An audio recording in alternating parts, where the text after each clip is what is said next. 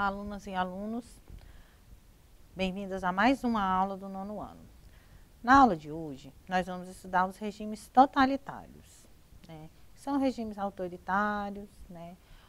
Entre os mais conhecidos, a gente tem aí o nazismo, né? Que é a expressão, né, maior de um regime totalitário. Para começar, vamos entender o que é o totalitarismo. Vamos lá? Totalitarismo. Tipo de governo não democrático, cujo controle é unicamente exercido pelos dirigentes, que retém os direitos das pessoas em proveito da razão de, né? Regime de governo no qual só um partido político é permitido, chefiado por um líder absoluto que se mantém no poder usando de força e violência. O totalitarismo é um regime político caracterizado pelo domínio absoluto de uma pessoa ou partido político sobre uma nação. Dentro do totalitarismo, a pessoa ou partido político no poder controla todos os aspectos da vida pública e da vida privada por meio de um governo abertamente autoritário. O totalitarismo também é marcado pela forte presença de um militarismo na sociedade e é acompanhado por ações do regime com o objetivo de promover sua ideologia por meio de um sistema de doutrinação da população. Os regimes totalitários utilizam-se do terror como arma política para conter e perseguir seus opositores políticos.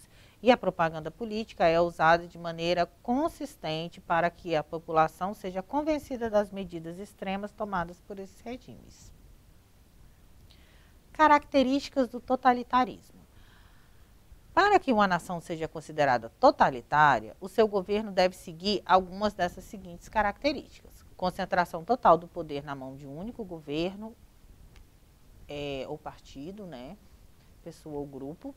Antidemocrático, não é espaço para democracia. Cidadãos não têm direitos individuais. Cidadãos têm mínima participação nas decisões tomadas no país. Líder, ditador. Todas as decisões de acordo com a sua vontade, sejam políticas ou econômicas. Quando há o poder legislativo e judiciário, esses são totalmente submissos ao governante. Militarismo, uso excessivo da força militar e do material bélico para controlar a população e proteger o país.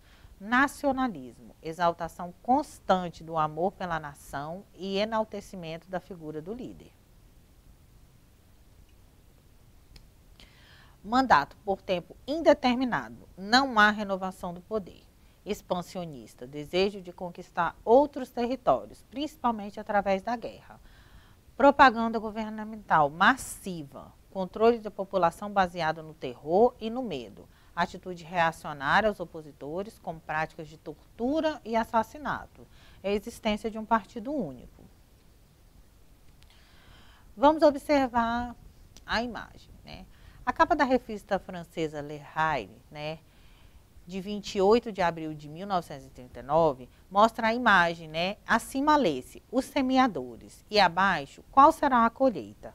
A imagem faz referência aos chefes de Estado da Alemanha e Itália. A gente pode perceber aí pelas bandeiras, né, estarem semeando os campos. O semear aqui, ele não se trata, né, de lançar sementes ao solo, mas semear um conflito, né, ao distribuir equipamentos bélicos. Vocês podem observar aí eles lançando, né, pequenos mísseis, tanques de guerra, né, bombas.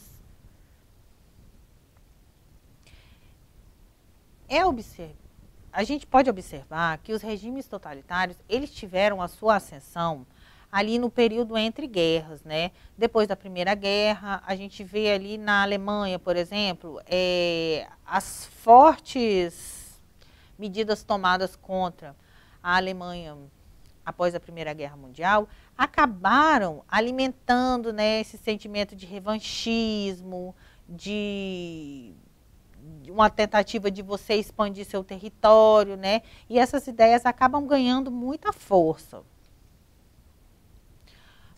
Vamos começar a falar do fascismo alemão, né? A palavra fascismo vem do italiano fatio, né? Feixe. A força da união militar inquebrável, né? Uma vara só pode ser facilmente quebrada, mas várias juntas não. O fascismo é um movimento político, econômico e social. Ele se desenvolveu em alguns países europeus no período após a Primeira Guerra Mundial, principalmente naquelas que enfrentavam graves crises econômicas, como a Itália e a Alemanha. Apesar disso, esse conceito é frequentemente mencionado em discussões políticas atuais. Diferente de outras correntes de pensamento político, o fascismo é um termo de difícil definição, podendo apresentar diversos significados, dependendo do enfoque escolhido e das características acentuadas. Vocês ainda assim, não existe um conceito de fascismo que seja universalmente aceito. O fascismo italiano, depois da Primeira Guerra Mundial, a situação era muito grave, com a morte de mais de 60 mil pessoas, e uma enorme dívida externa. A Itália não ganhou territórios prometidos pela Tríplice Entente, caso entrasse na guerra.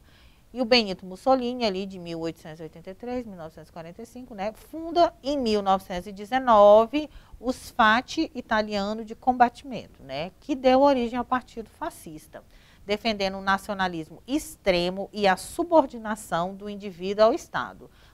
Mussolini prometia que, sob o seu governo, a Itália reviveria as glórias do Império Romano, com o lema crer, obedecer, combater. Ao mesmo tempo, a lenta industrialização e as gritantes diferenças socioeconômicas entre o norte e o sul do país dificultavam o crescimento econômico, o que gerava desemprego e cada vez mais miséria. Esse contexto mobiliza diversos grupos a encontrar uma solução para a decadência do sistema que se encontrava o país, o que resultou no crescimento dos partidos mais alinhados à esquerda, como os comunistas, os socialistas e os anarquistas. Em 1921, o movimento fascista italiano transforma-se no Partido Nacional Fascista. Em poucos meses já contava com 300 mil filiados obedientes ao Duce, ao chefe, Benito Mussolini. Em 1922, os fascistas realizaram a Marcha sobre Roma, uma manifestação pedindo que o rei Vítor Emanuel III transferisse o poder para as mãos do Partido Nacional Fascista, e pressionado, o rei acaba convidando Mussolini para fazer parte do governo. Em 1924, os fascistas venceram as eleições parlamentares, com o uso de violência e fraudes, e o Mussolini implantou a ditadura, fechou jornais, criou uma polícia secreta, que prendia e assassinava os adversários, proibiu todos os partidos de oposição. O governo de Mussolini, que vai de 1922 a 1943, no Tratado de Latrão, a gente tem aí como destaque o acordo entre Mussolini e o Papa Pio XI, que reconhecia o Vaticano como Estado independente. Em compensação, a Igreja Católica reconhecia que o governo fascista era legítimo. O governo de Mussolini também usou a educação para divulgar suas ideias. A escola tinha por função preparar física e moralmente os futuros soldados da Itália. Através do rádio, o Duce falava de perto aos italianos. O nazismo.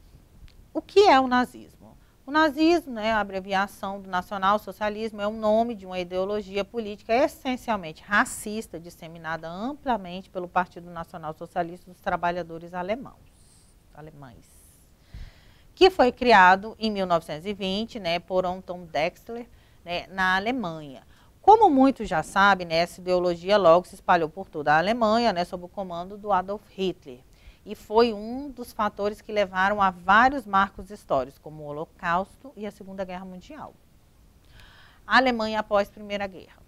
Cerca de 2 milhões de mortos e 4 milhões de feridos, Apesar das cláusulas do Tratado de Versalhes, que obrigavam a ceder territórios, pagar indenizações, e com a saída do Kaiser Guilherme II, o país se tornou uma república parlamentarista.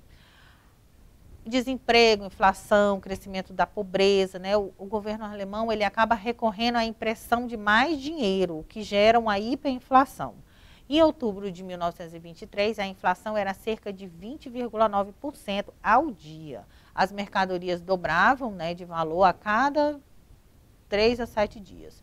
Em 1920, o Hitler assume a liderança do Partido dos Trabalhadores Alemães e mudou o nome do partido, né, para Nacional Socialista dos Trabalhadores Alemães, Nazi. O discurso nacionalista extremado, né, e de ódio aos judeus, né, ódio aos comunistas, né, era uma característica marcante. Em 1920, ele cria a SA, que são as seções de assalto, né, e grupos paramilitares para agir contra os adversários. O Hitler, ele era austríaco, né, um fato que muitas pessoas desconhecem, né. Ele foi soldado na Primeira Guerra Mundial, né, e no seu fim ele se associa ao Partido dos Trabalhadores Alemães, né.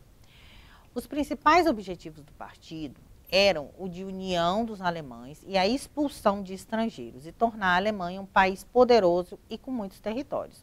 O Hitler e os seus aliados tentam fazer um golpe de Estado em 1923. O golpe é fracassado, né, e por ser o líder do movimento, ele acaba sendo preso. Lá, né, na prisão, ele escreve um livro, né, sua biografia, né, My Camp, né, Minha Luta. Né. E esse livro, né, ele acaba se tornando o cerne da filosofia política do Hitler, né, e aponta ali o antissemitismo, né, o preconceito, né, extremo, né, o ódio contra os judeus, e o anticomunismo, né, a negação do comunismo de seus seguidores. Aos poucos, o partido nazista foi colocando pessoas no governo, né, já na República de Weimar, e receberam 38% dos votos na eleição para o parlamento em 1932. A partir de então, Hitler tomou o poder por meio de um golpe de Estado, né, e declarou-se presidente, chanceler e Führer, né, o líder. O regime nazista ele dura de 1933 a 1945 e foi instituído por Hitler por meio do Terceiro Império, ou Reich. Né. Ele foi marcado por uma série de características muito próprias da filosofia, né, da política nazista, né, como a propaganda, né, feita pelo nazismo dentro e fora da Alemanha. O famoso ministro da propaganda de Hitler, né, Joseph Goebbels, né, foi utilizado como referência para diversos regimes totalitários que vieram depois do nazista. O nazismo é de direita ou de esquerda, né? O nazismo não acreditava em políticas universalistas e descentralizadas. O Estado nazista, né, contrário à luta de classes, se aproximava de grandes empresas, tinha um discurso anti-especulativo e tinha como objetivo a expansão radical, militar e territorial. O nazismo era um movimento de extrema direita, o que em sua natureza é distinto, né, da direita liberal e da democrática. Eles rejeitavam o que era a direita tradicional da época também, né, a esquerda, e ele estava se estabelecendo, né, procurando se mostrar como um terceiro caminho, né. Então, o nome do partido nazista não é nacional socialista, né? O que a gente precisa ter, né, o que é fundamental nesse termo aí é o nacional, não o termo socialista, né? Essa é a linha de força fundamental do nazismo, a defesa daquilo que é nacional e próprio da nação dos alemães, né? A gente tem aí a propaganda nazista, né, que prega o fim da corrupção, né, basta com a corrupção, vote, né, nacional-socialistas, né, a mão nazista, né, esmaga os comunistas e os judeus. E na eleição parlamentar de 32, como a gente já disse, né, eles tiveram 40% dos votos, né. Vamos exercitar um pouco do que aprendemos na aula de hoje. Como podemos relacionar o surgimento dos governos totalitários na Europa com o fim da Primeira Guerra Mundial? A pobreza gerada, né, pela crise pós-guerra, a falta de esperança diante da destruição causada pela guerra, a ameaça de movimentos socialistas, como na Rússia em 1917, a ideia de unir a população em torno de um objetivo, né, com soluções simples, né, acaba ganhando força e dando possibilidade ao surgimento dos regimes totalitários. Vamos a mais uma questão? Aponte as características de um governo totalitário. Como nós vimos na aula de hoje, a gente tem aí partido único, culto ao líder, nacionalismo, militarismo, volta a um passado glorioso, aniquilação dos inimigos, né, a propaganda, a censura, entre diversas outras. Então, meninas e meninos, por hoje é só. Para ter acesso a esse conteúdo e demais, acesse a plataforma Eduque. Até a próxima aula.